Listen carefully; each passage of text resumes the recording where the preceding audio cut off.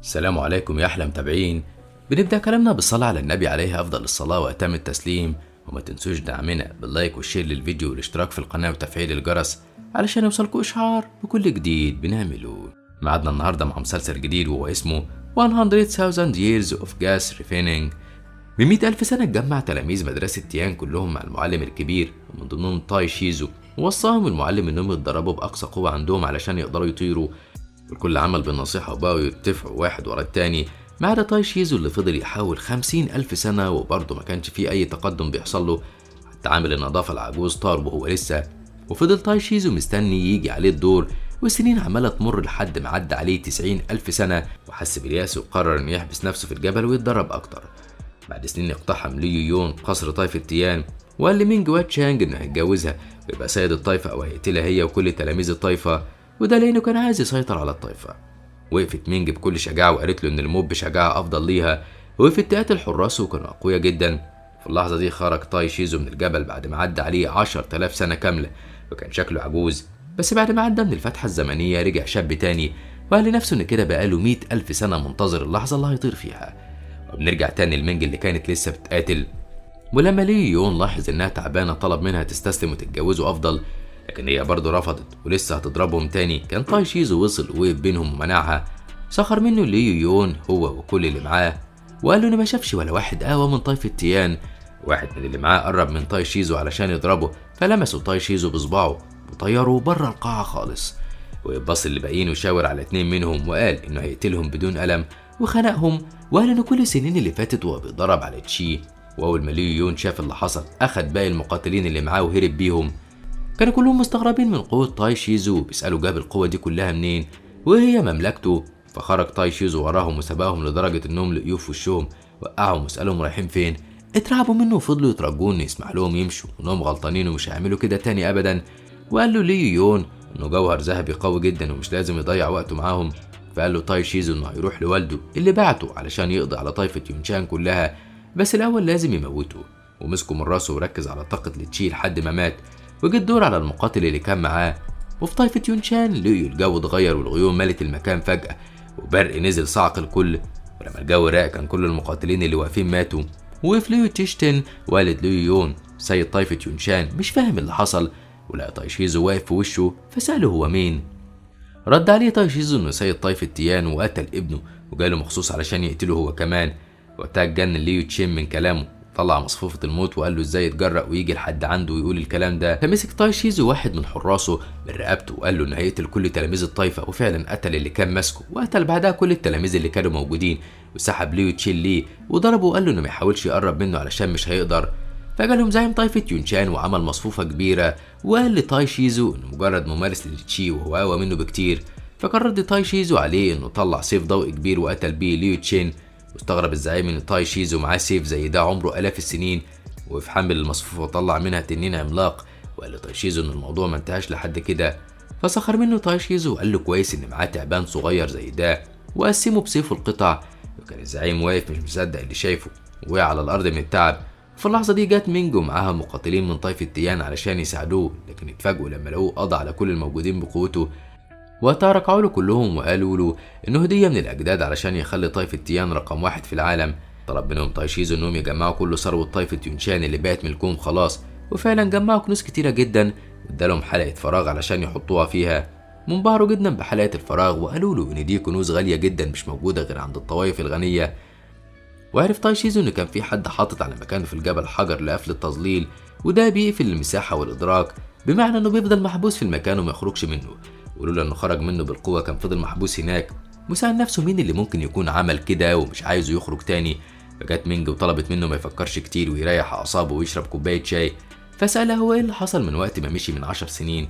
قالت له انها ما تعرفش حاجة لانها ما لقيتش غير اخ واحد كبير بيتدرب على تشي، وانها اعلى مستوى في الطائفة كلها.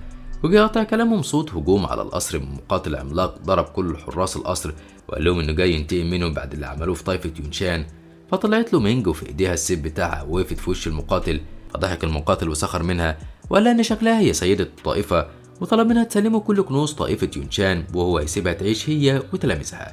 هجمت عليه مينج وحاولت تضربه بسيفها، بس المقاتل ده كان اقوى منها بكتير وقال لها انها مش هتقدر عليه، وفعلا ده اللي حصل، وحاولت انها تضربه كتير بس معرفتش خالص، وقف في مواجهة مباشرة بالسيوف، وكان المقاتل خلاص هيقتلها لولا ان تاي شيزو خرج وبعت قوة إضافية لمينج وقدرت انها تبعد المقاتل عنها، وهي نفسها ما كانتش فاهمة القوة دي كلها جت منين. وقف تاي شيزو قال له انه معتمد على الكلام وبس، لكن تلمسته هزمته بسهولة. فرد عليه المقاتل وقال له ان هو اللي شكله ضعيف علشان كده سيدة الطائفة بنت. فطلع تاي شيزو السيف بتاعه وجرحه بيه في دراعه. فطلع المقاتل جرس سحري كان صوت رنينه عالي جدا لدرجة ان محدش كان مستحمله. ضحك المقاتل وقال لهم انه هيموتهم كلهم، والوحيد اللي ما تأثرش بصوت الجرس هو تاي شيزو. مش بس كده، ده كمان سحبوا ليه وكسروا بايده، لان الجرس كان مربوط بدم المقاتل فما قدرش يستحمل وقع في الارض. وقرب منه تاي شيزو وقال ان هجومه عليهم يعتبر جريمة لا تغتفر، وطلع سيفه وقتلوا بيه. وبدأ اللي عمله تاي شيزو ينتشر من الطوائف، واتكلم عنه القادة وقالوا ان وجود شخص زيه هيبقى خطر عليهم كلهم. بعتوا له القاتلة المحترفة اللي بتقتل ضحيتها بمنتهى السهولة، والأجرام اللي فيها مخبياه ورا جمالها، وحتى طريقة قتلها هي طعن القلب بوردة. وراحت على طيف التيان وحاولت تسحره وهو نايم علشان تسيطر على روحه، لكنه حس بيها وكشف خدعتها وصحالها من النوم، زقها بعيد وقال لها انه مش بيتخدع بالحاجات دي، ومع انه مجروح انه كسر قلبها بالشكل ده، بس من جواه هو عارف انها تستاهل.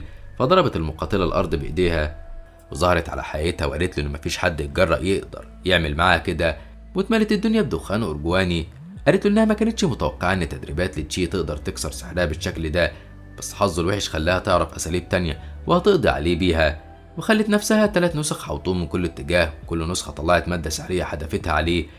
وبمنتهى الهدوء عمل تاي شيزو بلورة حماية حواليه ورمى كل واحدة بالمادة السحرية اللي حدفتها عليه، وكانت هتتجنن من قوته. وكل نسخة منها عملتها نسختين وحاولت تهاجمه تاني، بس المرة دي قضى على كل النسخ بتاعتها ورماها في الأرض. لما قرب منها عيطت وقالت له إن كل الحيل بتاعتها خلاص خلصت، وترجت إنه يسامحها وقالت له إن ملهاش ذنب في أي حاجة، وإن اسمها هو سان يانج. وقالت له إنها من طائفة تيانو، وسيد الطائفة هو اللي أمرها تعمل كده، وعندها استعداد تبقى خدامة عنده تابعة ليه بس يديلها فرصة تانية. قال لها تاي شيزو إنها ما تستحقش تبقى خدامته، بس كمان هو مش هيقتلها، لكن عايزة توصل رسالة لكل اللي وراها وتقول لهم إن لو شافهم قربوا من تيان فمش هيرحمهم. وضربها برجليه بقوة لدرجة إنها طارت وخرجت بره الطائفة خالص. جات له مينج وقالت له إنها حست إنه بيطير دبانة في الجو وضحكت، وطلعت عشب الروح الفارغ بتاعها وريته له، وقالت له إنه كان عشب من الدرجة الأولى من 10,000 سنة بس دلوقتي محدش بيستخدمه. فاستخدم تاي شيزو قوة لتشي على العشب وصنع منهم حبوب إكسير للقوة، وقال لها إنه من الدرجة المتوسطة والمستوى الرابع، وكل اللي واقفين اتبهروا بيه. فوزع عليهم تاي شيزو الحبوب وقال لهم إنه عايزهم في خلال شهر واحد بس يوصلوا للمستوى الرابع، وسابهم وراح يتدرب هو كمان، وأخد معاه 4 تلاميذ وبدأ يعلمهم ازاي يتدربوا صح علشان يزودوا قوتهم بسرعة. وكان كبير طائفة لينج باو هو كمان وصل له أخبار تاي شيزو وما كانش يعرف هو مين، فطلب من الحارس بتاعه إنه يروح له طائفة تيان ويبلغه بالمزاد. وفعلا قبل تاي شيزو الدعوة وراح هو ومينج المزاد، وبدأ المزاد بعشبة روحية سعرها 50,000 قطعة ذهبية. واحد من الموجودين وصل السعر ل 2 مليون، وفضلوا يزودوا لحد ما تاي شيزو ما بقاش معاه فلوس يزود بيها، فعرض إكسير عالي الجودة في المقابل. كان الإكسير ده غالي جدا، ولما المقاتلين شافوه كانوا هيتجننوا عليه. وطلع تاي شيزو كنز من معاه، وكان عبارة عن وحش شيطاني لونه أخضر، وقال لها إن ده وحش أسطوري اللي كل الأجداد كان عندهم منه. والكنز اللي بعده اللي اتعرض في المزاد كان خريطة الشدائد، ومسؤول المزاد كان لسه بيشرح إيه فايدتها. عرض تاي شيزو حبتين من إكسير عالي الجودة في مقابل الخريطة، طبعا محدش قدم سعر أعلى منه، ففاز بيها وأخد الحاجات اللي اشتراها وروح بيها مع مينج، وقال لها إن الخريطة دي بتوصل لمكان الأجداد السري، وهو كده يقدر يدخل في أي وقت. وفجأة سكت ووقف وقال للي ماشي وراه من الأفضل ليه لو يخرج ويظهر بنفسه. فظهر له تشينج بينج أكتر واحد كان بيشتري كنوز وما كانش ناوي شر، لكن اترجى تاي شيزو إنه يقبله كتلميذ عنده وإنه هيبقى أفضل متدرب عنده. فقال له تاي شيزو إنه أسوأ متدربين عنده وأسياد الطايفة، وكان في 3 أشخاص واقفين مراقبينه من بعيد وتنمروا على تشين فينج وقالوا عليه إنه ذليل الأقدام تاي شيزو. فطلب منه تاي شيزو إنه يقتل ال3 أشخاص دول علشان يعرف مستواه في القتل. فتحمس تشين فينج ووقف استعد للهجوم عليهم، بس واحد منهم رماه بدخان مسموم وقعه على الارض وحط جزمته على وشه وسخر منه وقال عليه انه شخص ضعيف وغبي. كانت مينج عايزه تدخل، لكن تاي شيزو منعها وطلب منها تستنى لحد ما يشوفه هو هيتصرف ازاي وهيعمل ايه. ففضل تشين فينج يحاول انه يوصل لسلاحه اللي وقع منه لحد ما نجح ووصل له، وقام وقف وقتل الشخص اللي كان دايس على وشه.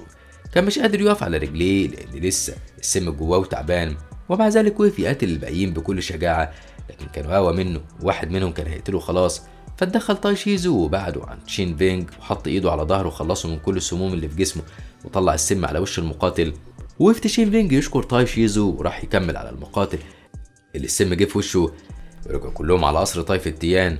وطلع تشين فينج مفتاح العالم السري اللي اشتراه من المزاد وقدمه هدية لتاي شيزو. ولما بص تاي شيزو على المفتاح اللي بيقول عليه قال ان ده مش مفتاح العالم السري اصلا، ده غير انه مش مفيد في اي حاجة، ورجعوا له تاني. واستغرب تشين فينج هو ازاي عرف بمجرد ما بص فيه. فقال له تاي شيزو ان العالم السري ده اللي عمله هو واحد من تلاميذه ويقدر يدخله في اي وقت. فاستغرب جدا تشين فينج ازاي تلميذه عمل حاجة من الاف السنين، وقال له ان ده معناه انه من الاجداد وعمره الاف السنين. قالت له مينج انها ما تعرفش اي حاجه عن تاريخ الطائفه، لانها لما جت ما لقيتش اي سجلات للطائفه، لكن مره واحده سمعت ان اخوها بيقول ان من الاف السنين كان في كارثه، بس ما قالش ايه هي الكارثه وايه اللي حصل فيها. وفكر تاي شيزو ايه الكارثه اللي تخلي طائفه كامله تخسر ممارستها، وطلع كتاب عن الممارسات واداه لمينج وقال لها انه هيساعدها في العالم السري جدا. شكرته مينج وشاور لتشين فينج علشان يديله هو كمان حاجه. في الوقت ده كانت سان نيانج بتطلب من حراسها ومقاتلين الطائفة بتاعتها انهم يروحوا للعالم السري ويجيبوا لها من هناك اعشاب نادرة، وبعد ما سحرتهم بسحر الحب بتاعها محدش قدر يرفض لها اي طلب. في الوقت ده كانت مينج بتتدرب مع تشين فينج وبيتقاتلوا مع بعض، وكانت اقوى منه بكتير. قدرت انها تهزمه وكسرت له العصايه اللي بيقاتل بيها، فقال لها انه ما انهزمش لكن عصايته هي اللي ضعيفه. فاداله تاي شيزو عصايه اقوى بكتير. فرح بيها تشين فينج جدا واخدها منه شكره، وطلب منهم تاي شيزو انهم يحضروا نفسهم لانهم ماشيين على طول ورايحين للعالم السري. فعلا اتحركوا على هناك وقابلوا في الطريق كل المقاتلين من كل الطوائف اللي كانوا رايحين للعالم السري، واتنمروا على تاي شيزو وقالوا عليه انه معلم فاشل حتى مش بيعرف يطير. وما قدرش تشين فينج يسكت على اهانه معلمه، وقال لهم انهم مجموعه من الجهله لانهم مش عارفين قوه المعلم الحقيقيه. وبرضه فضلوا يضحكوا ويسخروا من تاي شيزو. فانفعلت عليهم مينج وقالت ان اللي مش هيقفل بقه هتقطع له لسانه، وبينت قوتها وحضرت نفسها علشان تهجم على اي حد يتكلم. لكن تاي شيزو سكتها وهدها وقال لها ان عندهم حق، لانه فعلا بيتدرب على تشي ومش بيعرف يطير، بيعرف ينط. ومسكها هي وتشين فينج ونط بيهم لفوق جدا وكان طاير في السماء، واخدهم ودخل بيهم لبوابه المكان السري. واستغرب تشين فينج انهم دخلوا من غير مفتاح، وكانت مينج مبهوره بكل حاجه حواليها، وقالت ان المناظر جميله جدا وخلابه، ولو ما طلعتش من الرحله دي باي حاجه غير المناظر الحلوه فهي كسبانه. ولفت نظرها زهرة الفضة الزئبقية، كانت هتجري تاخدها، جه 2 مقاتلين منعوها. طلعت مينج سيفها وقضت عليهم بيه، وقال لها تاي شيزو انه معاهم صديق قديم، ويوصف بالكلام ده سان نيانج اللي ظهرت معاهم.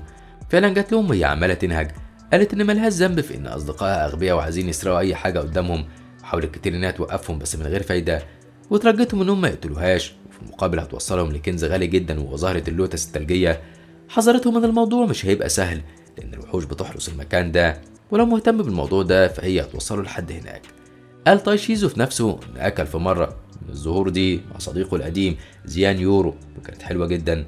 وقالت له مينج انهم مش لازم يضيعوا الفرصه من ايديهم لان الزهره دي كنز غالي جدا. وافق تاي شيزو وطلب من سان نيانج انها توصلهم ومشوا كلهم على هناك. لما قربوا من المكان لقوا وحوش مفترسه، وقال لهم عليها تاي شيزو ان الوحوش دي بتحسن من مستواهم القتالي بمص الدم من الفريسه. وطلع سيفه وشاور بيه بس على الوحش قتله، واخد منه الجوهره بتاعته واداها لمينج، وطلب منها تاكلها وتمتصها كويس علشان قوه جسمها تتحسن. وفعلا عملت كده، وكانت سان نيانج متوقعه انها تموت لان جوهره الروح اللي اخدتها مينج مستواها عالي جدا ومش من السهل ان حد يتحملها بالسهوله دي. واستغربت اكتر لما لقت مينج مستواها تقدم من غير ما تحس باي الم، وكل ده لان تاي شيزو بعت لها قوه من قوته.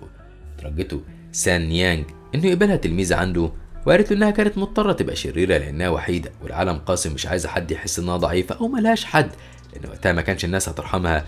وقالت له انها ندمانه جدا على اللي كانت بتعمله، وترجته يديها فرصه تانية. فوافق تاي شيزو وقال لها انه مش هيستحمل اي خيانه منها، ولو اتصرفت بلؤم معاه في اي وقت من الاوقات مش هيرحمها. هي وافقت وعدته انها هتكون وافيه ومخلصه ليه جدا. وسمعوا صوت شخص فضل يضحك ويقول عليهم انهم مملين ويا ريت لو يسكتوا، وقال لهم انهم مش شايفينه لان مستواه في التشي متقدم جدا وبيقدر انه يخفي نفسه بسهوله. وبعدها ظهر لهم وقال لهم ان محدش هياخد الزهره غيره. واول ما سان نيانج شافته وعرفت انه شين كوانج داو، فقال له تاي شيزو انه بالنسبه له شخص ميت خلاص، وده اشاره لمينج انها تهجم عليه، وفعلا هجمت عليه بسيفها ووقفت في مواجهه مباشره معاه، واستخدمت تقنيه السيف المتعدد وضربته بيه. لكن هو كان قوي جدا وكسر كل السيوف، وبرضه مينج ما استسلمتش، فضلت تحاول تضربه لحد ما نجحت وكسرت له سيفه ووقعته في الارض.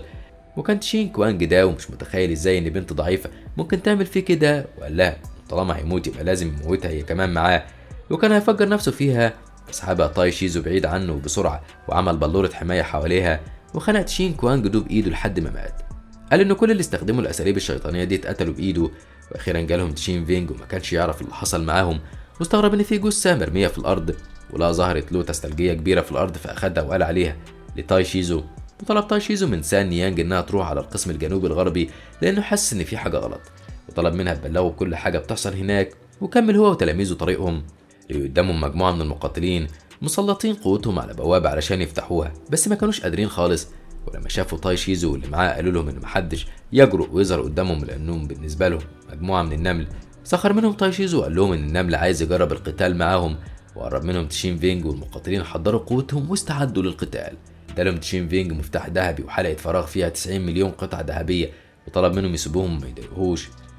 طبعا الحاجات دي تعتبر كنز كبير جدا، فاخدها منه المقاتلين ووافقوا على الصفقه. وقف تاي شيزو مستغرب ازاي تشين فينج يضحي بالكنوز دي بسهوله كده. قالوا تشين فينج انه ذكي جدا، ومن كتر غيظ تاي شيزو قرب منه وضربه بالقلم، وراح للمقاتلين اللي كانوا لسه بيحاولوا يكسروا البوابه وقال لهم ان قوتهم ضعيفه ومش هتنفع خالص تفتح البوابه. واتضايق واحد من المقاتلين ان تاي شيزو اتجرأ وقال على قوتهم انها ضعيفه، وتحداه ان لو قدر يكسر البوابه فوقتها كلهم هيحترموه وهينادوه بالجد. بس تاي شيزو قال لهم انهم مش مجرمين زيهم، فقالوا له يبقى ممكن يتفقوا باتفاق تاني، وانه لو فشل يفتح البوابه ياخدوا منه مينج تعيش عندهم خدامه. وافق تاي شيزو ونادى على تشين فينج وطلب منه يفتح البوابه السحريه اللي قدامه. قام تشين فينج علشان يحاول وبيقول لنفسه ازاي يكسر بوابه زي دي، وسلط كل قوته على البوابه، وبعت له تاي شيزو قوه سحريه ساعدته. واول ما تشين فينج ما لمس البوابه اتفتحت على طول. المقاتلين هيتجننوا ازاي ده حصل بسهوله ومن غير مجهود بالشكل ده. في المقابل دفعوا كل الكنوز اللي معاهم زي ما كانوا متفقين مع تاي شيزو، ودخلوا كلهم البوابه. والواحد من المقاتلين في سر انه بمجرد ما هياخد الكنوز اللي في الكهف ده هيقتلهم كلهم. وفضلوا كلهم ماشيين في الكهف لحد ما لقوا سيف الامبراطور القديم، فراح المقاتل ياخده وهو فرحان جدا وبيقول انه هياخد اغلى كنز. لا تاي شيزو سحب السيف ليه واخده اداه لمينج وطلب منها تقبله هديه. وقف هيموت من الغيظ وقال لتاي شيزو انه هيقتله لانه خلاص زهق منه. ولسه بيهجم عليه كان تاي شيزو عمل مجال ودخله فيه وجمد حركه المقاتل خالص، وبحركه واحده من ايده كان قضى عليه خالص. ولما تشين فينج شاف قوته كده اعتذر له انه اتدخل من الاول ودفع فلوس كتير علشان يخلص منهم. فقالت له مينج ان تاي شيزو مش هيلومه لانه بفضله قدر انه يسرق كل الكنوز اللي معاهم. وباقي المقاتلين فضلوا يعيطوا ويترجوا تاي شيزو انه يسامحهم ويسيبهم يمشوا. فوافق تاي شيزو وطلب منهم يبلغوا كل الناس اللي تبعهم انهم يبعدوا عنه والا هيقتلهم. فعلا عملوا كده، واول ما سيدهم عرف منهم القصه قرر انه يعلم تاي شيزو درس ما ينساهوش. في الوقت ده كانت سان نيانج رجعت لتاي شيزو واللي معاه وقالت له انها اكتشفت وجود حراشف سامه كتير في الجزء الجنوبي الغربي، وعلشان كده المكان فاضي خالص هناك. قال لها تاي شيزو ان مفيش مشكله بالنسبه له، وكان مع اعشاب كتيره من الغابه اللي واقفين فيها ومعاها جواهر. وبمجرد ما سلط عليهم قوه لتشي من ايده تحولوا لاكسير من غير استخدام فرن، وادالهم هما التلاته واحده من الاكسير وقال لهم ان قوته هتزيد جدا ومفيش حاجه ممكن تاذيهم في الجزء الجنوبي الغربي حتى لو قعدوا هناك 100 سنه. وكانت سان نيانج مذهوله من كلامه لانها عارفه ان افضل اكسير بتكون مده صلاحيته 3 ايام بس، فاخدت الاكسير اللي اداهولها تاي شيزو ومشيت معاهم. ولما قربوا من المكان قال لهم تاي شيزو ان الغاز السامي اللي موجود قوي جدا، بس طمنهم خلاص ان مفيش اي حاجه هتاثر فيهم. وبدات العناكب الحمراء تهجم عليهم، وكانت برضه عناكب سامه تخافت منها مينج، وعلشان كده اتدخل تاي شيزو وبمجرد ما شاور بايديه موت كل العناكب اللي موجوده وولع فيهم. والغابه اتملت بجواهر الروح وبداوا يلموها وياخدوها ليهم. وبعدها كملوا طريقهم وسمعوا صوت بنت بتجري عليهم وبتطالب المساعده لان بيجري وراها عقرب عملاق. فجري عليها مينج وتشين فينج بعدوها من قدام الوحش، وقف تشين فينج يقاتل الوحش. والمفاجاه ان البنت كانت تبع الوحش وكانت قاصده تقربهم منه علشان يقضي عليهم. طلع تاي شيزو منهم كلهم انهم يبعدوا وبعت كره نار على العقرب العملاق. وقتها قالت البنت دي في سرها ان كره النار الصغيره دي ولا هتاثر في حاجه، لكن كانت غلطانه لان كره النار الصغيره دي كان مفعولها جبار لانها دمرت العقرب ودمرت كمان الجوهره بتاعته من كتر قوه الانفجار. قربت بقى سان نيانج من البنت وسالتها هي ليه لوحدها في مكان خطر زي ده. قالت لها البنت انها مش فاكره اي حاجه خالص، انها فاتت من شهور ولقت نفسها في المكان ده وكل الوحوش بقت تطاردها. وحس تاي شيزو ان المكان شكله مألوف جدا ليه، فسالها لما فاتت كانت فين بالظبط. هي قالت له انها هتدله على المكان بالظبط. وطلب تاي شيزو من تشين فينج انه يشيلها لانها تعبانه. فعلا عمل كده، بس اول ما شاف ديناصور بيقرب منهم علشان يهاجمهم رمى البنت من ايده وجري قتل الديناصور. كان مستني ان تاي شيزو يشكره او يقول له كلمه حلوه، لكن كلهم كانوا مصدومين من اللي عمله في البنت. فضحك وقال لهم انه نسي اصلا انه كان شايلها وراح قومها. وحسوا بريحه ونفس وحش تاني عملاق. فعلا ظهر لهم وحش قوي وعملاق. وتشين فينج استعرض قوته ومسك عصايته علشان يقتل بيها الوحش. حذرته سان نيانج وقالت له انها هي نفسها ما قدرتش تواجهه وانفاسه قويه جدا وواضح انه سام جدا، ومع ذلك تشين فينج ما سمعلهاش وفضل يهاجم الوحش. وما كانتش مينج فاهمه ايه الوحش القوي ده. قال لها ان اسمه الوحش الشبح ومش هو اللي قوي، لكن حد استخدم عليه اكسير السم القديم في جسمه. توقعت مينج ان رئيس طائفه تيان هو اللي عمل في الوحش التحول ده من الاف السنين، بس تاي شيزو وقتها عرف هي ليه البنت دي مألوفه ليه، وسالها هل هي اخت كونج لين. فاستغربت البنت انه عارفها وسالته ايه اللي عرفه، بس جاله تشين فينج وقطع كلامه وقال ان الوحش ده مليان سم ومش عارف يقضي عليه خالص. طلبت منهم البنت انهم يهربوا وهي هتتعامل مع الوحش، لكن محدش منهم اتحرك. اضطرت انها تقول الحقيقه واعترفت انها كانت قاصده تجيبهم للمكان ده علشان تلعب عليهم بالحيل وتتسلى، لكن ما كانتش تعرف ان الوحش القوي ده هيظهر لهم ويحاول يأذيهم. وهي بتتكلم هجم الوحش على تاي شيزو، فاتفجعت البنت وصرخت من الخوف عليه وغطت عينيها علشان ما تشوفش الوحش وهو بياكله. هزر معاها تشين فينج وقرب منها وهو بيقول لها ان ما كانش لازم تغطي عينيها علشان تشوف المشهد البطولي المعلم بتاعهم. فاستغربت من كلامه، بس لما فتحت عينيها لقيت تاي شيزو سيطر على الوحش وحبسه جوه بلوره من النار ما كانش الوحش عارف يخرج منها ابدا.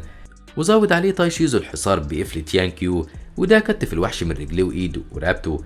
وقال تاي شيزو ان الوحش ده مدموج في جسمه 10,000 نوع من السموم ومش لازم يضيع الفرصه من ايديهم. وطلع سيفه الناري وطلب منهم يتحاموا في حاجه، فدخل كل واحد منهم في بلورة حماية، ومسك تشين فينج ايد البنت علشان يحميها من الانفجار. بس لما جاي يعمل بلورة حماية رماها بعيد من غير ما يقصد، وقالت انها اكيد عملت حاجة وحشة في حد علشان كده القدر بعت لها تشين فينج علشان ينتقم منها. اما تاي شيزو فقضى على الوحش بتقنية السيف الناري بمنتهى الهدوء والسهولة من غير اي انفجارات.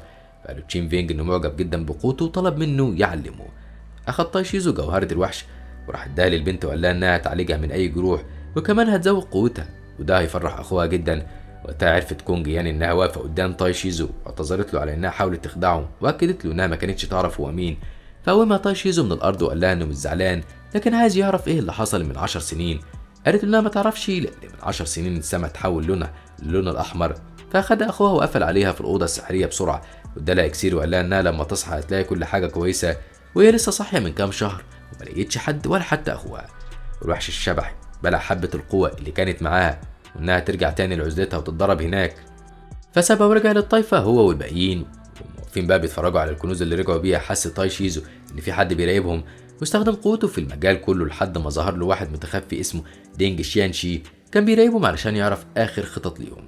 واول ما تشين فينج قرب منه اختفى تاني وكان هيهرب من البوابه، لكن تاي شيزو قدر يحدد مكانه وضربه على الارض وقال له انه عارف مين الجاسوس اللي متفق معاه. وقفل كله قدام المقاتل اللي متخفي وهو فاقد وعيه من الضرب ومرمي في الشارع، وقالوا انه من دار مزادات لينج باو. كانوا مستغربين ان ممكن حد يجي جنبهم، وواحد من الناس قال ان اكيد طائفة تيان هم اللي عملوا كده لانهم مش بيخافوا من حد. ولما وصلوا البيت لينج باو اتضايق جدا السيد وطلب من الحارس بتاعه انه يعلن عن جائزه كبيره اللي يقتل الشخص المتكبر اللي اذى شو يانج. وبعد ما فكر شويه بعته لرئيس طائفه مويان علشان يساعدهم، وحذروا الحارس ان رئيس طائفه مويان مش جيد كفايه وممكن يسبب لهم كوارث. فاقتنع بكلامه وبعته لواحد اسمه تشاو باي يبلغه انه اخو شو يانج مات وهو اللي هيجي ينتقم لاخوه. في الوقت ده كانت مينج وتشين فينج بيتدربوا مع باقي تلاميذ الطائفه، وجات لهم سان يانج ومعاها وجبات خفيفه للكل. طلبت منها مينج انها تدي منها لتاي شيزو لانه مشغول في تحضير التركيبات الكيميائيه.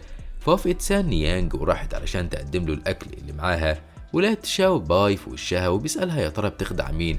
قال لها انه جاي علشان يقتل تاي شيزو، وكرر عليها السؤال اللي سالوه لها قبل كده. قالت له ان قصر طائفه تيان بقى بيتها ومش هتسمح له انه يأذي اي حد منهم، وجت تمشي جري وراها وكتم نفسها وقال لها ان طالما بقت من ضمن طائفه العدو فهي كمان تبقى عدوته. اما تاي شيزو فكان عند قطعه ارض مليانه بالاعشاب والزهور، وقال لنفسه انه محدش بيهتم بالاعشاب دي مع انها غاليه ونادره وقيمتها كبيره. وجمعهم كلهم وسلط عليهم قوه التشي بتاعته، وسمع صوت جاي من القصر وحس ان في حد غريب موجود. وبنرجع تاني لمينج والباقيين اللي كانوا لسه بياكلوا الاكل اللي قدمته لهم سان يانج وبيتكلموا عن قد ايه اكلها حلو جدا.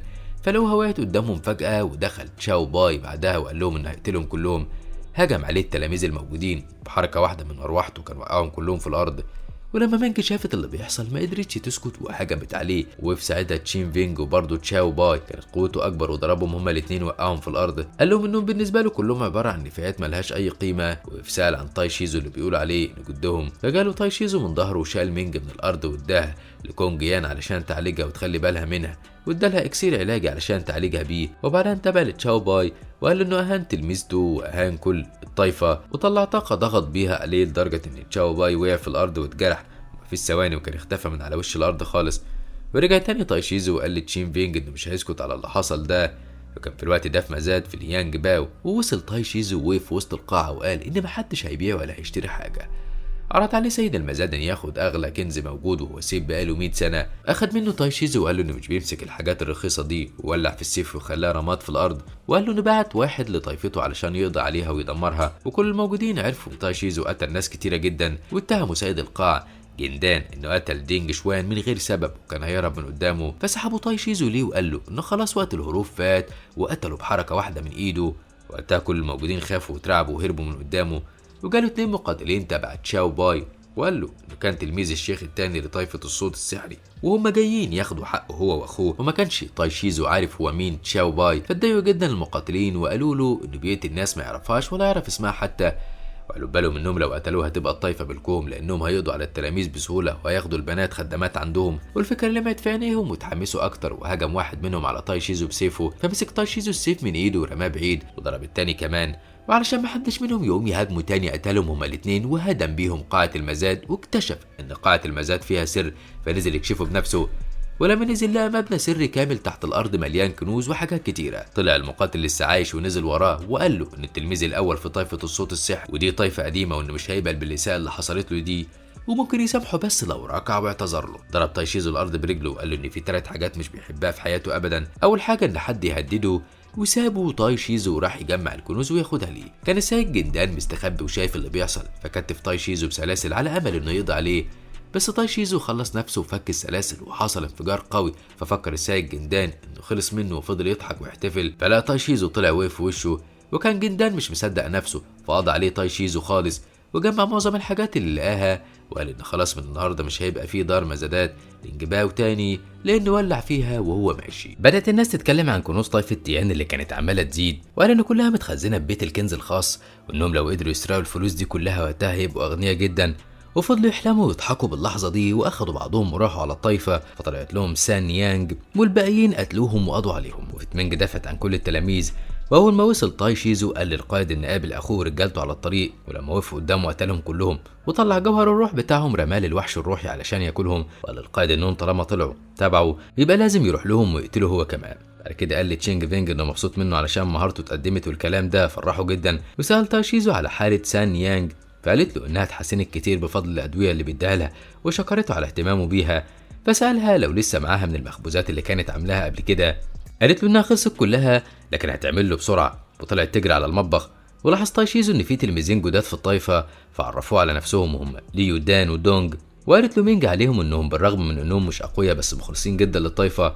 وهما بيتكلموا كده دخل عليهم سيد طائفه تيان وقال لتاي شيزو انه هيديله فرصه انه يقدم الولاء لاميرتهم، وفي المقابل هياخدوا اموال وكنوز كتيره جدا هتساعدهم في تطور الطائفه. الكلام ده ما عجبش مينج ولا تشين فينج، وكانوا عايزين يقتلوه هو واللي معاه، لكن تاي شيزو وقفهم وحب يسمع عرض الامير الاول. فقالوا سيد الطائفه ان الاميره هتقدم له اكسير كل شهر، واداله عينه منه علشان يشوف قد ايه هو كويس. فادى تاي شيزو ازازه الاكسير لتشين فينج وطلب منه انه يتصرف. فمسك تاي شيزو الازازه وحطها في بق سيد الطائفه وخلاه يبلعها بالعافيه. وطلب منه تاي شيزو انه يرجع للاميره ويبلغها ان لو حد قرب من طائفه تيان تاني فهيقتلها هي نفسها. طيره هو وكل المقاتلين اللي معاه وبعدهم عن الطائفه خالص، ونادى على التلميذين الجداد وقال لهم ان النوع ده من المعارك هيتكرر كتير، ولو هم خايفين فالافضل لهم انهم ينسحبوا من دلوقتي. لكن التلميذين قالوا له ان حياتهم فدا الطائفه. ففرح بيهم تاي شيزو وادالهم حبوب قوه من معاه، وطلب منهم يقعدوا يتدربوا ويمتصوا قوه الحبوب، وادى حبوب لباقي التلاميذ كمان. وقال لهم ان طائفه تيان مش بتهتم بالقوه ولكن بتهتم بالشخصيه المحترمه. وفتشين فينج يتدرب قدامه، وبعد ما خلص قال له انه مش حاسس انه حقق اي تقدم. وجت سان يانج قالت له انها استفسرت عن غابه كثيفه في الجنوب الغربي وفي اكسير متقدم في العالم، فطلب منها تحضر نفسها علشان تروح معاه للغابه ويشوفوا الموضوع بنفسهم. فرحت جدا ومشيت معاه، وما كانوش هم لوحدهم اللي رايحين الطريق ده، لان ال3 مقاتلين كانوا هم رايحين كمان. ووصل تاي شيزو هو وسان نانج بعد ما مشوا شويه لظهرت لوتا الزئبقيه، وقالت له سان يانج انها هي دي اللي بيقولوا عليها اكيد. لكن تاي شيزو كان شايف ان الزهره دي قوتها منخفضه، مع ان قوتها كانت قويه وجميله جدا. وقال لها انها فكرته بزهره لوتس اختارها من اكتر من 10,000 سنه، وسحبها تاي شيزو بايده. فحست سان يانج ان في حد واقف بيراقبهم، فهجمتهم وقالت لهم ان الزهره بتاعتهم هم. وطبعا ما وقفوش يتفرجوا عليها، وكتفها واحد منهم بسلسله وسحبها ليه، وهدد تاي شيزو اما يديله الزهره او هيقتلها. قال له تاي شيزو انه شخص ما عندوش صبر ومستعجل على الموت، فمسكها المقاتل كويس وخلاها قدامه على طول. فجربت سان يانج انها تستخدم قوتها وتفجر نفسها وكانت هتتأذي، فلحقها تاي شيزو واستخدم قوته وسحبها ليه، وقال لها ان طول ما هي معاه محدش هيقدر يأذيها ابدا، وايد المقاتل اللي كان ماسكها وجعته، وقال لهم انهم مجانين، وطلع سلسله مربوطه بكره حديد عملاقه علشان يضربوا بيها. فطلع له وحش عنكبوت عملاق وهاجمه، وقال له تاي شيزو انه غبي لانه تخيل ان ظاهره آلية ونادره زي دي مش هيكون في وحش حارس ليها، وقتل العنكبوت المقاتل وشال تاي شيزو سان نيانج واخد زهره اللوتس ومشي من جنبهم في هدوء، وبعد بيها ونيمها في الارض مكانه، واستخدم قوه التشي عليها علشان يعالج جروحها، وقال لها انه هيعيد تشكيل نقاط القوه في جسمها، وبكده تقدر تضاعف قوتها باستخدام نصف الجهد بس. طلب منها ما تعملش الحركات الغبيه دي كده تاني، فقالت له انها ما حبتش ان حد يستغله علشان ياخد منه حاجه غصب عنه او يخليه يعمل حاجه علشانها، يعني بمعنى اصح انها مش عايزه تبقى عبء على حد. قال لها انها لا يمكن تكون عبء عليه ابدا لانها مش من شعبه. ففرحت جدا سان نيانج بكلامه، وقال لها ان لسه في اكسير تاني في الغابه، وطلب منها تروح معاه علشان يدوروا عليه. وبعد ما مشي شويه لقى زهره نادره جدا اخدها، ولقى الجو اتغير مره واحده وعرف ان في حد بيراقبهم. فعلا بعد ثواني ظهر له اتنين واتقتلوا هما الاتنين في الاول على الزهره اللي قدامهم، وقال واحد منهم انه اسمه جنشان وانه عايز الزهره دي، وحاول انه يضرب تاي شيزو علشان ياخد الزهره من ايده. فصد تاي شيزو الضربه وقال لهم انهم هما الاتنين ان الاحسن ليهم لو يبعدوا عنه، واستخدم قوته عليهم وكسر السيوف اللي في ايديهم. وظهرت بنت من بعيد بتزحف في اتجاههم وطلبت منهم المساعده، وظهر وراها شخصين قالوا انهم هيقتلوها وهيقتلوا اي حد يحاول يساعدها، وضربوا الارض برجليهم وخرجوا طاقه كبيره، وكانوا قاصدين انهم يقتلوا الشخصين اللي عايزين يسرقوا الزهره من تاي شيزو. وحتى قالوا له انهم بعد ما يقتلوهم هيجي الدور عليه هو كمان. قال لهم تاي شيزو انه ما عندوش صبر لكل ده وضربهم، وقال لسان نيانج ان شكلهم واضح جدا انهم بيستخدموا سحر الدم، وكان مستغرب الاتنين دول اتعلموا السحر ده منين، لانه بنفسه قضى على الناس اللي بتستخدم السحر ده من اكتر من 10,000 سنه. فظهر له شخص شكله مريب وضوافره طويله ومخيفه، وقال له ان يوان يا فينج اخر واحد من طائفه سحر الدم اللي فضل مستخبي منه زمان علشان ما يقتلهوش زي ما قتل كل اهله وطائفته.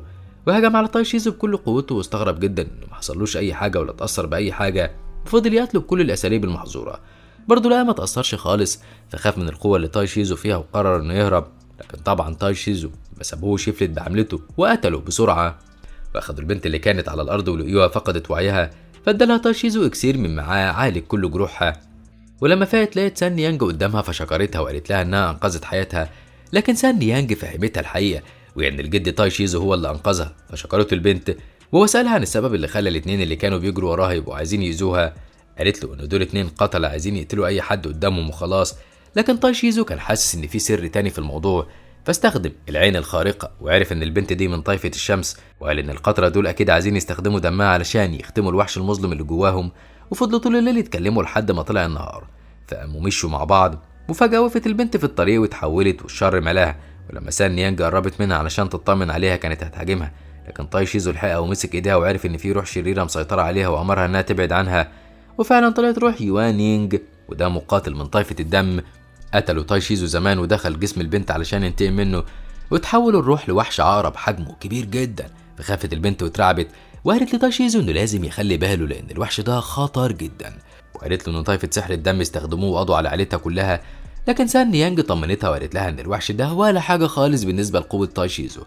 فكان شاور عليه تاي شيزو بصباعه فاتقسم نصين، لكن ما كانش عارف ان سحر الدم بيشفي الجروح في نفس اللحظة. رجع تاني الوحش سليم زي ما كان بالظبط، والمرة دي هجم الوحش على سان نيانج فخافوا جدا وارتعبوا. وقبل ما يلمسهم كان تاي شيزو فجره وحوله لأشلاء صغيرة، وظهر روح يوان يينج مرة تانية، فضل يمتص الشر من الجو وكل حاجة حواليه لحد ما اخترق المستوى المتقدم وطلع له جناحات صغيرة. ولسه بيستعد للهجوم عليهم كان تاي شيزو ضربه بقوة لدرجة ان الارض انهارت بيه، وسألوا ايه اللي حصل من 10,000 سنة، والوقت ما حارب طائفته ما ماتوش ولا ايه اللي حصل. ولما يوان يينج رفض انه يتكلم نزل عليه تاي شيزو قوة وقال له ان دي اخر فرصة ليه للكلام وبعدها هيقتله. سألوا نفس السؤال وزيادة عليهم انهم ليه عايزين دم حد من طائفة الشمس. اعترف له يوان يينج انه من الاف السنين سمعوا عن حد من اسياد الطوائف موجود في الجبل فحبسوه، وبعد كل ده بدأ كل اللي نيجي من طائفة سحر الدم انهم يكونوا طائفتهم تاني في مكان مقفول عن الكل. فقرر تاي شيزو انه يروح المكان ده ويتأكد من كلامه علشان لو فعلا موجود هناك طائفة سحر الدم يبقى لازم يقضي عليهم. اخد سان نيانج والبنت ومشوا، وكانت سان نيانج عندها فضول تعرف هو ازاي معاه كل المهارات دي وجاب القوة دي كلها منين، وقالت له انه قضى على طائفة سحر الدم واللي تعتبر طائفة الشياطين، وسألته عمل كده في قد ايه. قال لها انه قضى عليهم كلهم في يوم واحد علشان ما يلحقوش يطوروا من اساليبهم ولا تقنياتهم. طبعا استغربت جدا هي والبنت من انه قدر يعمل كده في يوم واحد بس، فقال لها انه حاربهم وحبسهم في ارض وختمهم بقفل علشان ما يقدروش يخرجوا منها ابدا، وغالبا دلوقتي الختم ده بدأ يتكسر وعلشان كده خرجوا. فضل ماشي لحد ما وصل لمزارع طائفة تيانج زونج وطلب منهم يوروا له طريق المكان المحظور. رفضوا طبعا لأنهم بيخافوا يروحوا هناك وواحد منهم هجم عليه، لكن تاي شيزو طياره بعيد عنه والباقيين عرفوا انه كده مدرب لطاقة لتشي. وكان الأخ الكبير حس إن شكل تاي شيزو مش غريب وحتى مهارته مألوفة بالنسبة له، ولما جم الباقيين يهجموا عليه وقفهم أخوهم واستغرب تاي شيزو إن في حد يعرفه. فقال له الأخ الكبير إن شافه في دار مزادات لينج باو لأنه من فرع العيلة. فسأله تاي شيزو عايز ينتقم منه بعد ما حرق دار المزادات. فرد عليه الأخ الكبير إنه ما يجرؤش ينتقم من واحد في قوته، وسأله لو محتاج منه أي مساعدة فهو تحت أمره. قال له تاي شيزو إن كان في أرض مختومة ومقفولة على الجسر الصغير ودي محبوس فيها شياطين طائفة سحر الدم، ومن الواضح إن الختم بدأ يضعف ويتكسر. قال له الأخ الكبير إنهم حاولوا كتير يقووا الختم ده بدم من طائفة الشمس بس ما عرفوش يعملوا كده، لحد ما الوقت فات وشياطين طائفة سحر الدم بدأوا يخرجوا ويقضوا على أي حد من طائفة الشمس علشان محدش يقدر يختمهم تاني، وأخدهم علشان يوديهم الأرض المختومة زي ما هم عايزين. هنا اتكسر تاي شيزو الختم وفتح البوابة، وطبعا كل اللي واقفين وموجودين كانوا هيموتوا من الرعب. وخرج من البوابة تنين عملاق الكل خاف منه، لكن تاي شيزو قال لهم ما يخافوش منه لأنه مجرد شبح ظل مش حقيقي. فعلا قضى عليه بضربة واحدة بس، لكن بعدها ظهر تشكيل واحد قوي وقال تاي شيزو انه نسخة اقل من التنين. محدش فيهم كان مصدقه. قالت لهم سان يانج والبنت ان تاي شيزو مش بيكذب ومش محتاج انه يكذب اصلا، فكان رد اللي واقفين انهم تبعوا ولازم يكذبوا هما كمان علشانه. الرد جالهم المرة دي من اخوهم الكبير اللي ضربهم وطلب منهم ما يتكلموش ولا يفتحوا بقهم تاني ابدا. اعتذر لتاي شيزو وقال له انه اسمه زاو تيانو وانه مستعد يساعده في اي حاجة يحتاجها منه. فقال له تاي شيزو انه لو فعلا ساعده هيضمن ان كل الطوائف هتحترم تيانج زونج جدا. ففرح جدا زاو تيانو قال ان تيانج زونج هتبقى الطائفة رقم 1. وعرف تاي شيزو انه شخص ذكي جدا وبيحب الشهرة، وطلب منه يروح لقصر لينجباو ويجيب له من هناك حاجة توصلهم. وعلى طول زاو تيانو بعت اشارة في الجو وجات له سفينة جميلة وكبيرة. ركبوا كلهم السفينة الفاخرة اللي وصلت وقعدوا يشربوا شاي. وكان زاو تانو طول الوقت بيفكر هل ممكن يستفاد فعلا من تاي شيزو ولا بيخدعه. في الوقت ده كان السيد تشانج في قصر لينج باو بيعرض على بنت انها تشتغل لحسابه. لما رفضت كتفها من رجلها قبل ما تخرج وكان لسه بيقوم لها علشان يعذبها، كان تاي شيزو اللي معاه وصلوا له وكسروا الباب ودخلوا له ووقع تاي شيزو عليه السقف، وكل ده من غير ما يقصده. وجري زاو تاو عليه يساعده وقومه من تحت التكسير علشان ينقذه، وعرفوا على تاي شيزو وطلب منه تاي شيزو انه يعرفه مكان الاوضه السريه. وطبعا العم تشانج رفض وقال له ان الاوضه دي ممنوع ان حد يدخلها حتى لو من الطائفه نفسها. وسأل تاي شيزو ليه عايز يشوفها. رفض تاي شيزو انه يجاوبه، وقتها مسك العم الكرباج الناري بتاعه واستعد انه يضربه بيه. وبمنتهى التكبر طلب منه تاي شيزو انه يجرب يلمسه. اتغاظ جدا العم تشانج وضربه بالكرباج، لكن تاي شيزو مسك الكرباج وقطعه، وكل اللي مع تاي شيزو وقفوا يضحكوا. قال له العم انه هيبعت يجيب اقوى سلاح عنده وهيقتله بيه حتى لو هيموت معاه. جرى عليه زاو تاو وحاول انه يهديه، وقال لعمه ان الاحسن ليه لو ينسى الموضوع علشان ما يتاذيش لانه مش هيقدر عليه. فقالوا العم ما يشغلش باله هو لانه لو ما قدرش يأذيه وسابه مش هيقدر يرفع راسه تاني في الطايفه. وجه يهجم على تاي شيزو ومسكه. تاي شيزو ضربه وطيره في الجو وبعدها رماه تاني جوه القصر. وقف يساله عن مكان الاوضه السريه وقال له ان دي اخر مره هيساله فيها. برضه العم شيانج رفض وقال له انه يعتبره اغمى عليه خلاص وغمض عينيه وسكن في مكانه. فقرر تاي شيزو انه يدمر المكان كله. طلب منه زاو تاو انه يهدى ويستنى شويه لان المكان مليان بالكنوز. ودخلت في الكلام البنت اللي كان العم في البدايه ناوي يعذبها، وقالت انها تعرف مكان الاوضه السريه لانها نفس المكان اللي هربت منه، واخدتهم على هناك. كانت الاوضه مليانه بالكنوز والحاجات النادره. وطلب تاي شيزو من زاو تاو انه يجمع له كل الكنوز اللي موجوده علشان ياخدها كلها ليه. ولفت انتباه تاي شيزو وجود صوره وكان لسه هيفتحها، صرخت في البنت وقالت له ما يبصش فيها، لكن هو فتحها وشافها واتلم كل اللي مع تاي شيزو وشافوا الصوره معاه، وحس الجد شيانج بيهم فقام يجري يطمن على لوحته. وكل اللي شاف الصوره قال عليها انها شريره جدا. وجري عليهم العم شيانج وفضل يترجى تاي شيزو انه ياخد كل حاجه بس يسيب له اللوحه. فوافق تاي شيزو وخرجوا كلهم من القصر. في الوقت ده كان اعضاء طائفه تيان زونج كان ماسكين اعضاء من طائفه الشمس عايزين يرموهم في بوابه ارض الشياطين علشان يقفلوا الختم. واول ما وصل تاي شيزو وقفهم بسرعه، وطبعا اعضاء طائفه تيان زونج ما عجبهمش كلامه وطلبوا منه يسكت وما يتدخلش. فضلوا يتنمروا عليه ويقولوا ان طائفه تيان طائفه ضعيفه، وطلعوا اقوى سيف وهجموه بيه. فصدوا تاي شيزو بصباعه والكل وقف مستغرب من قوته. هو قال لهم ان هي دي قوه تيان اللي المفروض يتعودوا عليها دلوقتي، وحدف عليهم سيف قوي جدا. اول ما نزل على الارض عمل انفجار قوي وقعهم كلهم.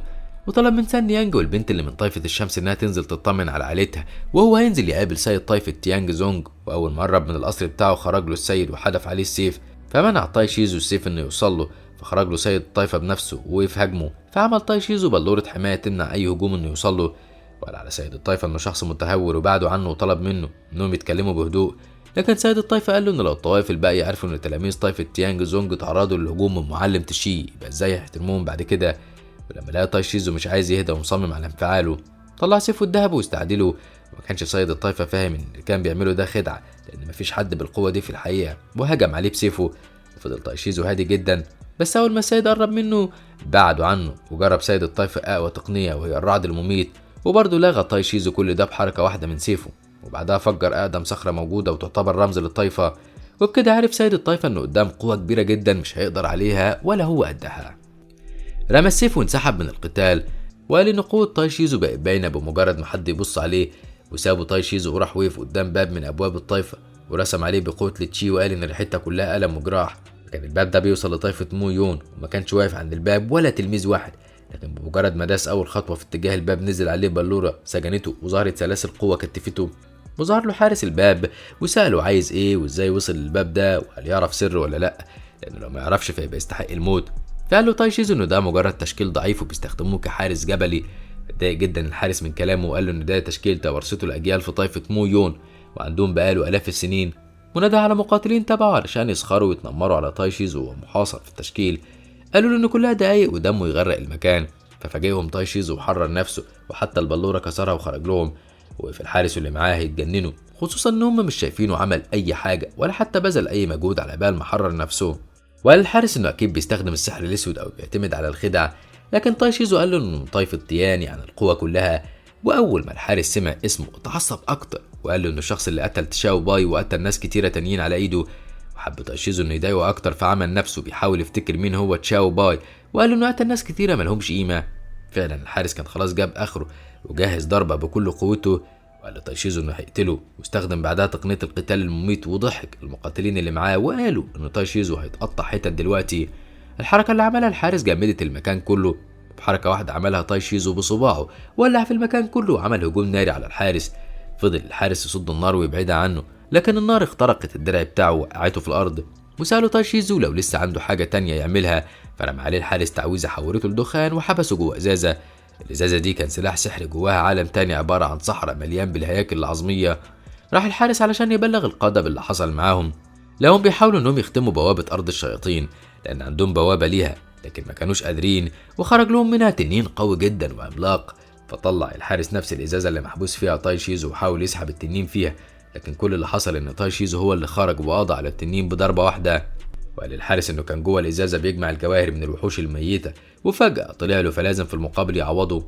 وهما بيتكلموا كان التنين صحي من تاني، فقال لهم تاي شيزو ان التنين ممكن يقضي على طائفة مو يون الا لو خلصهم منه، علشان ده يتم لازم يدفعوا له الالاف من الكنوز. كان التنين يعرف تاي شيزو وقال انه مش هيسيبه غير وهو ميت علشان ينتقم منه على حبسه ليه زمان. وفعلا هجم عليه، بس تاي شيزو ضربه ضربة واحدة وقعوا بيها تاني. وكل القادة اللي واقفين اترجوا انه يساعدهم، وقتها هيبقوا تحت امره في اي حاجة يحتاجها منهم. وقال لهم تاي شيزو ان التنين ده جواه روح شريرة مسحورة من الشياطين. وسأل التنين روحه جاية منين. رد عليه التنين وقال له انه فاكر الهزيمة اللي اتهزمها زمان على ايده هو وكل عيلته، ومش هيغفر له ده ابدا، وانتقامه منه هيكون شديد.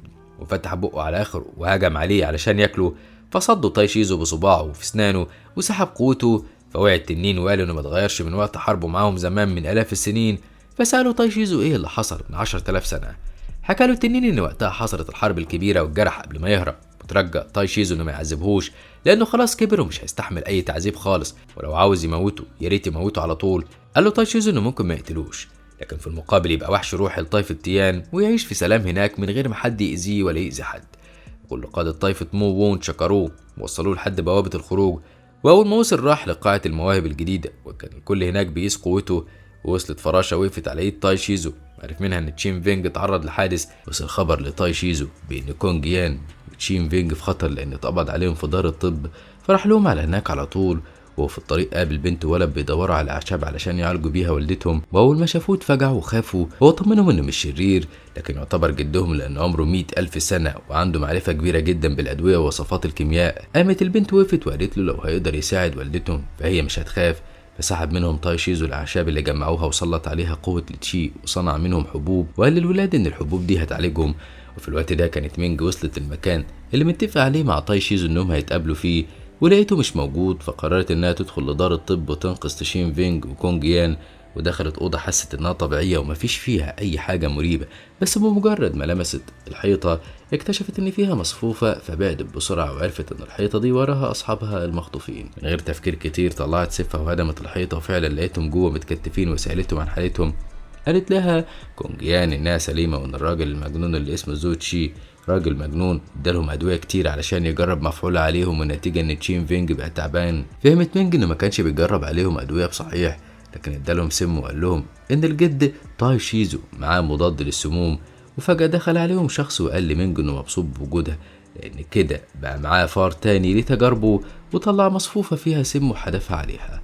حذرتها كوان يان إن المصفوفة دي شريرة جدا وفيها سم، ففضلت مينج تحاول تبعد عنها، بس للأسف في الآخر اتصابت، وبسرعة اتصرفت وطلعت حبة الشيطان وده إكسير عالي المستوى، وبدل ما تاكله استخدمت القوة اللي جواه وفجرت بيه المكان وجريت لحد ما وقفت قدامه ورفعت سيفها على رقبته وطلبت منه يستسلم لها. فاستغرب جدا انها ضيعت على الارض اكسير غالي كده. قالت له مينج ان ده موضوع ما يخصهوش لان معلمها ادالها حبوب كتيره وتقدر تستخدمها زي ما هي عايزاه، فسالها مين هو معلمها لكنها رفضت تقول له. بنرجع تاني لتاي شيزو اللي وصل مع الاطفال لحد بيتهم وقالوا له انها مره واحده فقدت وعيها وترجوه انه ينقذها لان مالهمش حد تاني غيرها. ادالها تاي شيزو الاكسير اللي عمله لها وده خلاها تفوق في نفس اللحظه. قال لها ان بعد الاكسير اللي اخدته هتعيش 500 سنه، وطلب منها انه ياخد ولادها تلاميذ عنده يعلمهم الكيمياء.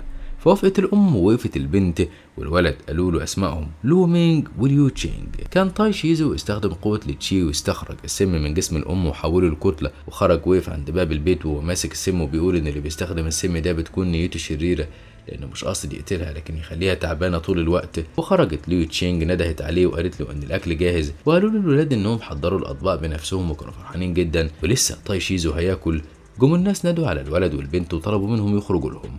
ولما خرجوا الولاد لقيوا واحد عجوز بيقول لهم انه رئيس دار الطب، وعرف ان في 2 من تلاميذه ضايقوهم قبل كده علشان كده ضربهم وجابهم لحد عندهم علشان يعتذروا له كمان، وفي المقابل هيقبلهم تلاميذ عنده. ردت ليو تشينج وقالت له ان عندهم معلم تاني خلاص، ففكرهم ان والدتهم السم عمال يتراكم في جسمها ويسيطر على اعضائها ومع الوقت مش هتقدر تتحرك لحد ما تموت، انما هو هيعالجها لان مفيش حد هيقدر يعالجها مره واحده.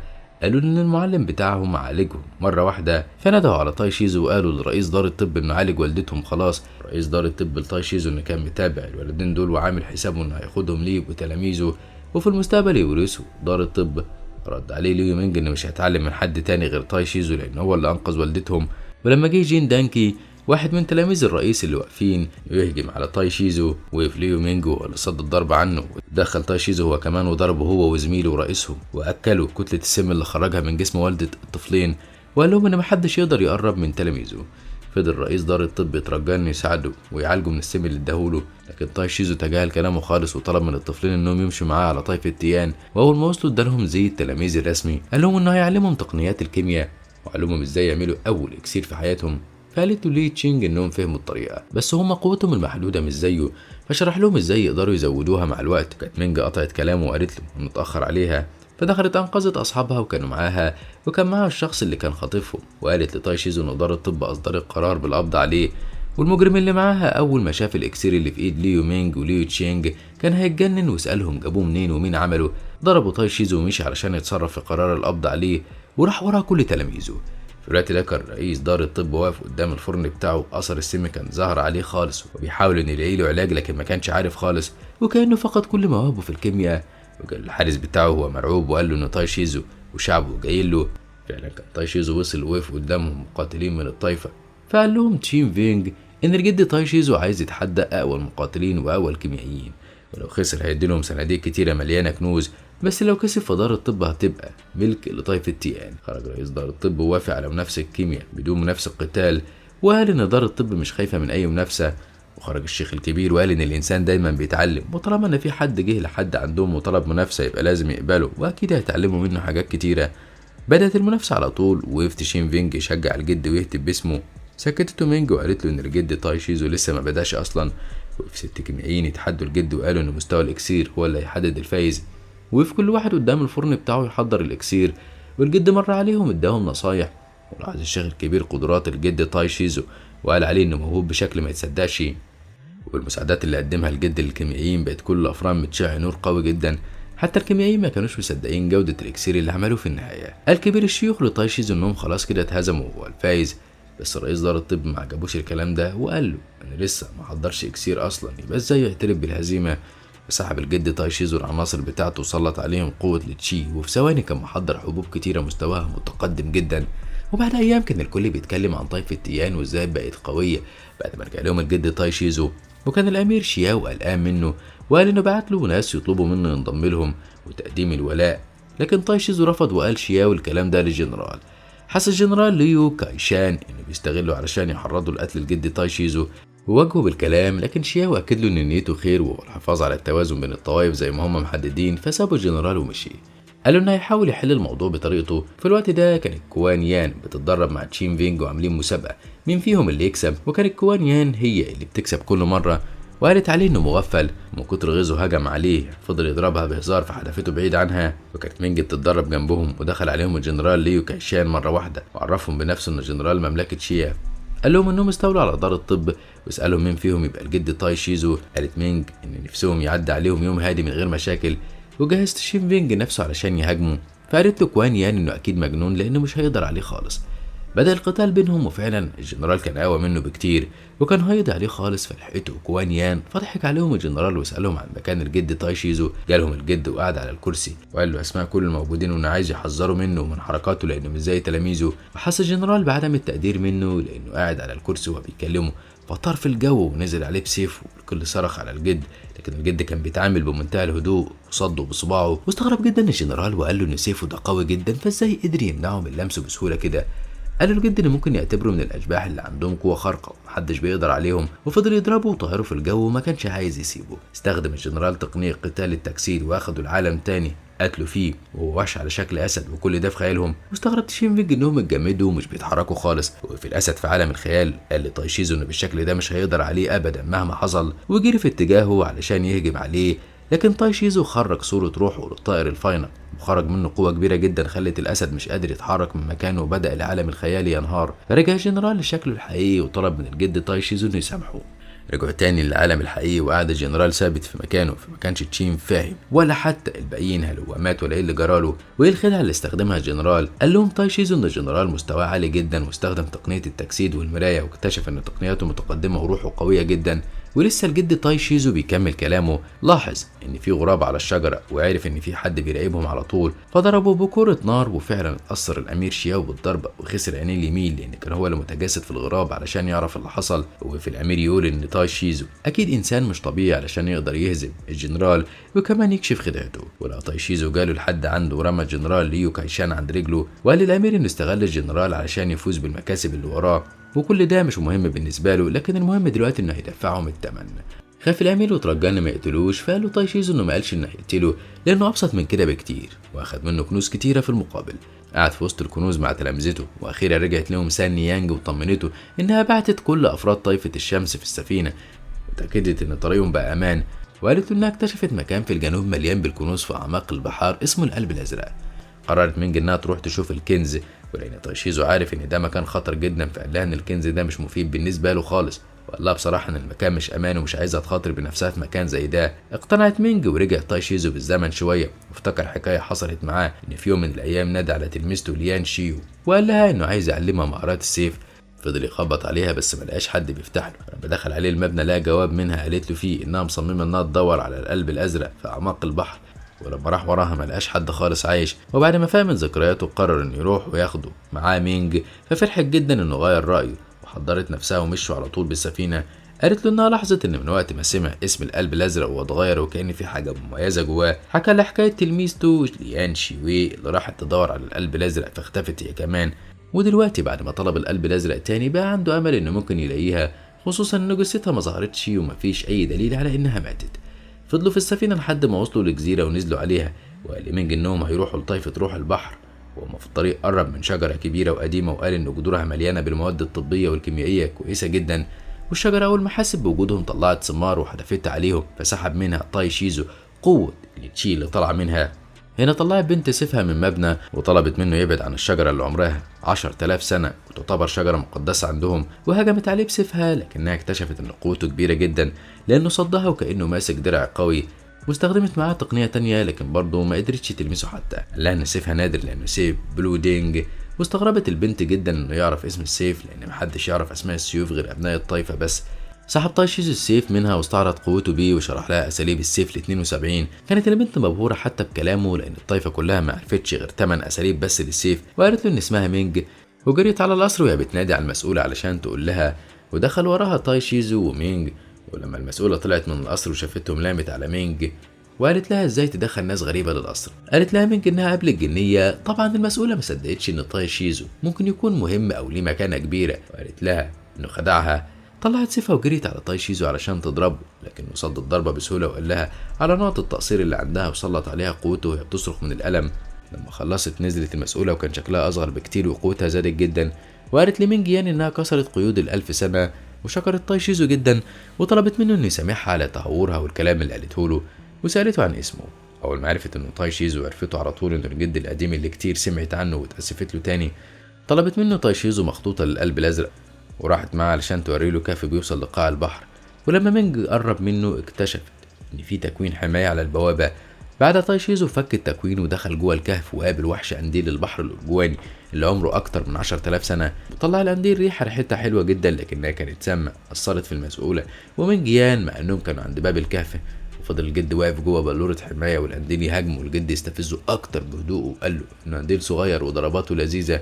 سحب القنديل كل الطاقة من الأماكن الحية وزود بيها قوته. وقتها استخدم الجد كل قوته وسيطر على القنديل، وطلع دبوس ليان شوي وقربه من القنديل. وافتكر القنديل وقت ما كان صغير، وقالت له ليان شوي لو حد جاله بدبوس فيه ريحتها فلازم يعرف ان السيد الحقيقي وقتها يديله اللي هي ادتهوله. وفعلا طلع القنديل رسالة سلمها لتايشيزو. في الوقت ده كانت مينج عالجت المسؤولة ومينج يان من السم، لان هي الوحيدة اللي ما تأثرتش لانها محصنة من كل انواع السموم. قالت لهم ان الجد تايشيزو هو اللي ادالها الاكسير ده وهو اللي صنعه بنفسه. وكان الجد تايشيزو وصل وقال لمينج ان بقى معاه خريطة واكيد فيها المكان اللي بيوصل للقلب الازرق في البحر العميق، وكان معاه القنديل الأرجواني، وقال لها إنه هيبقى واحد من حراس طائفة تيان.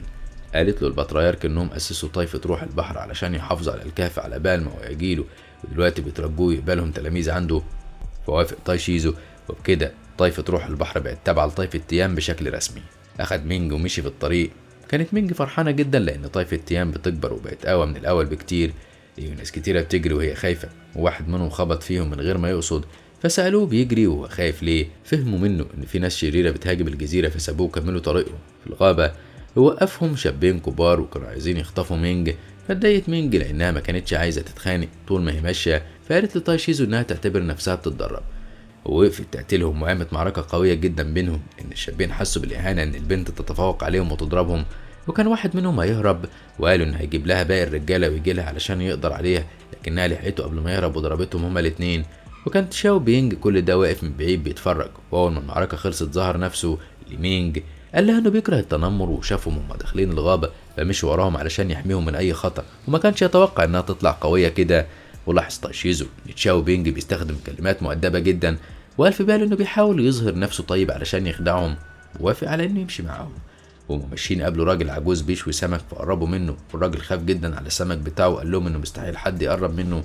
سخر منه تايشيزو وقال له انه شكله ما يعرفش يعني ايه اكل وطعمه حلو، وطلع قطعة لحم كبيرة قوي وقطعها بسيفه المكعبات وتبلها بالاعشاب الروحية.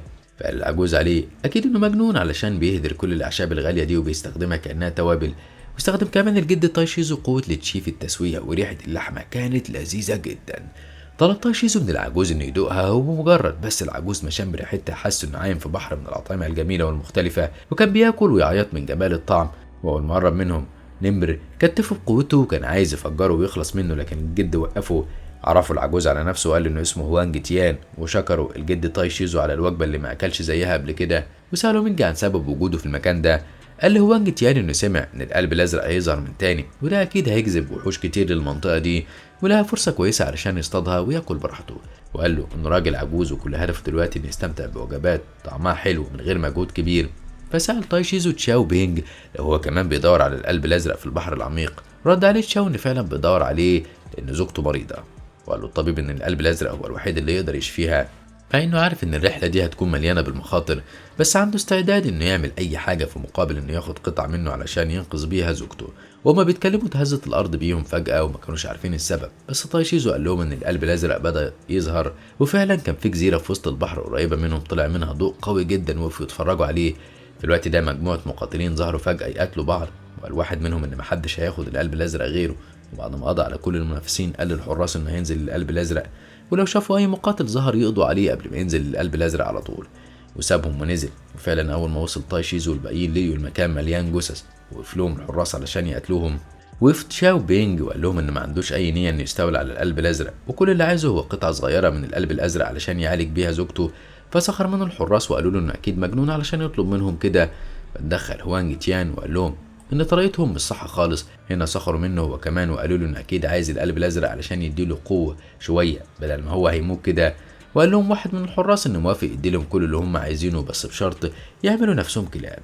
فاتضايق تشاو بينج من كلامهم، واتضايق أكتر لما وجهوا كلامهم لمينج وقالوا عليها إنها تبقى كلبة حلوة. هجمت مينج على واحد منهم قتلته، ولما جه الحارس التاني يضربها وقف هوانج تيان قال لها بما إنه أقوى واحد فيهم فمهمته إنه يحميها، وطلع المروحة بتاعته قاتل بيها. ولما لاحظ تاي شيزو إن قوته خلصت ساعده وقضى على الحارس بسهولة. قال للعجوز إنه ما كانش متوقع إنه يكون خافي قوته وإنه قوي بالشكل ده. وقربوا كلهم من البحر ومن المكان اللي فيه القلب الأزرق. كان فيه دوامة كبيرة، وقال هوانج تيان عليها إنها مش دوامة طبيعية لكن عاملة زي ما يكون كنز روحي اسمه المراية العايمة. وقال لهم تاي شيزو إن ده سلاح سحري للدفاع عن الفضاء. وكان المقاتل القوي معاه 2 من الحراس في القاع، ولاحظوا إن السمك بيعوم حواليهم وكأنه بيراقبهم، وطاقتهم الروحية كانت بتقل بشكل ملحوظ، مش عارفين يعملوا بلورات حماية منهم. وطلبوا الحراس منه إنه يطلعوا من القاع وينقذوا حياتهم لأنهم بكده هيموتوا كلهم. ولما قوتهم الروحية اختفت خالص هجم عليه السمك كله مرة واحدة. وفي اللحظة دي كان تاي شيزو نزل للقاع وسيطر على الأسماك كلها وأمرهم إنهم يبعدوا، وكانت المجموعة اللي معاه واقفين على السطح. فعملوا بلورة حماية بسرعة علشان السمك ما يجيش عليهم. ولقيوا جثث الحراس وقعت عليهم من السماء، بس ما كانتش واقعة من السماء لكن من فوق الجبل. واللي رماها عليهم هو قائد من طائفة شيطان البحر ورجالته. قال لهم بقى إنهم واضح إنهم استولوا على الكنز خلاص، وطلب منهم يسلموه له وهو مش هيأذيهم. فطلعوا هما ال3 أسلحتهم واستعدوا للقتال. أما تاي شيزو فكان مش حاسس بأي حاجة لأنه اقتحم مكان القلب الأزرق في القاع ودخل مكان شبه الكهف، وشاف ليان شيوي وهي قاعدة ففرح جدا إنها لسه عايشة. فقال لها إنها أكيد عانت كتير لوحدها في المكان ده ولسه بيقرب منها علشان يلمسها. اكتشف إنها خيال ومش حقيقية، فغضب جدا وغضبه كان هيدمر المكان كله، وخلى تشكيل الحماية يظهر وطلع من جواه القلب الأزرق. وبمجرد ما مسكه ظهرت روح ليان شيوي. كل ده ومينج والباقيين بيقتلوا المحاربين اللي ظهروا له. ولما لاحظت إن السما بقت صافية عرفت إن الجد تاي شيزو أنجز المهمة والقلب الأزرق بقى معاه. حتى القائد عرف إنه كان بيقاتل الناس غلط لأن الكنز مش معاهم، وقال إنه خسر حراس كتير على الفاضي. وفي المقابل قرر إنه ياخد مينج علشان ما يرجعش وهو إيده فاضية. وجه من ظهرها حقنها بمخدر في رقبتها وشالها بسرعة، وهدده من لو أي حد قرب منه هيقتلها. وقبل ما يهرب خرج تاي شيزو فقال له الزعيم إنه لو خايف على البنت يروح لطائفة شيطان البحر ويسلم القلب الأزرق اللي معاه ليهم علشان ياخد البنت. وسابوا تاي شيزو يهرب. وكان هوانج تيان مستغرب ازاي يسيب المجرم يهرب بمينج من غير ما يروح وراه. فقال له تاي شيزو انه مش بيعرف يطير. محدش كان مصدق ان بالقوه دي كلها ومش بيعرف يطير. قال له هوانج انه هيطير وراه وهينقذ مينج من ايديهم. وقال له تشاو بينج في نفسه ان القلب الازرق اللي هيقدر ينقذ بيه زوجته مع تاي شيزو، وهما الاتنين دلوقتي واقفين مع بعض لوحدهم. وفكر انه يهجم عليه بس بعد كده تراجع، وقال ان تاي شيزو مش انسان شرير ولو استخدم الطريقه دي فهيبقى زيه زي المجرمين. فلا تاي شيزو قال له انه قدامه خيارين، ويعني قتله ويموته او يديله فرصه وينقذه الاول مينج وبعدها ينقذ زوجته. وسابه يفكر وركب سفينته. فطار تشاو بينج جنب السفينه. وكان المقاتل المجرم في الوقت ده وصل لرئيس الطائفه، ولما عرف انه ما جابش القلب الازرق وجاب مكانه بنت مسكوا ضربه من غير ما يعرف حتى الحكايه، وسالوا عن باقي الحراس اللي كانوا معاه. فقالوا القائد انهم قابلوا واحد قوي جدا قتل كل المقاتلين اللي كانوا معاه، وعلشان يجبروا انه يسلم القلب الازرق ليهم خطف البنت دي لانها صديقته واكيد هيجي ينقذها. وفايت مينج على صوتهم وفضلت تضحك وقالت لهم انها بتضحك على غبائهم وعدم فهمهم، لان الجد تاي شيزو مفيش حد هيقدر عليه، ولو جه فعلا زي ما هم عايزين فيبقى حظهم وحش جدا.